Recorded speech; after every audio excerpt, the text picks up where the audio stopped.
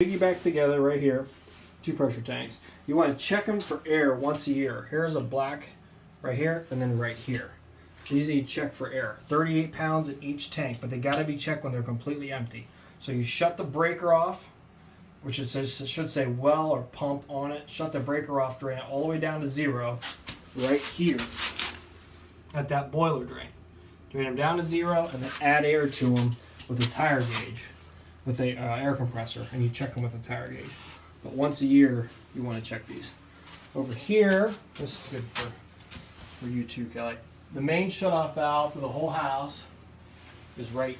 You have one here. You can shut it off here, or you can shut it off here. And I would assume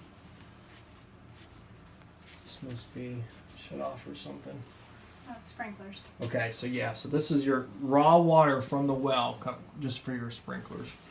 That shuts it off. But to shut the main off before it gets into the treatment is this blue valve right here. That's called your main shut-off valve. Then water comes up, over into your retention tank for contact time, because you're probably putting chlorine into this solution tank right here. And this right here is wired to the well pump. So whenever the pump runs, this will run, and I have all the parts for this if you ever need them. But this is a Stetter tube assembly. That's what's usually going to have to change because it wears down over time because it keeps rolling around in there when it injects chlorine.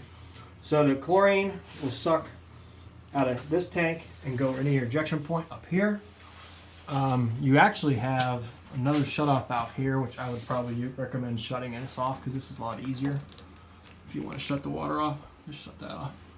So that would be, I would use that as your main, because you have two of them actually. Then, excuse me, over here is bypass, in case this thing would leak. And then, this is your retention tank, gives you 120 gallons of contact time for the chlorine to work, kill the bacteria and sulfur smell. And then it goes over into this, which is a carbon filter. This is activated carbon, this is activated carbon.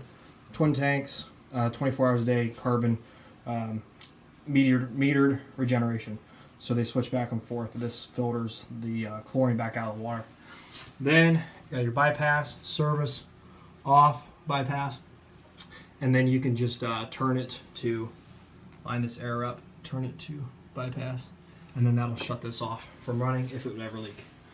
Over here is a pre-filter for sediment. This is catching any sediment from the well and before it gets into the softener. So this is just for catching sediment before it gets into your softener, which is right here. This is carbon, this is resin, and this is for softening the water.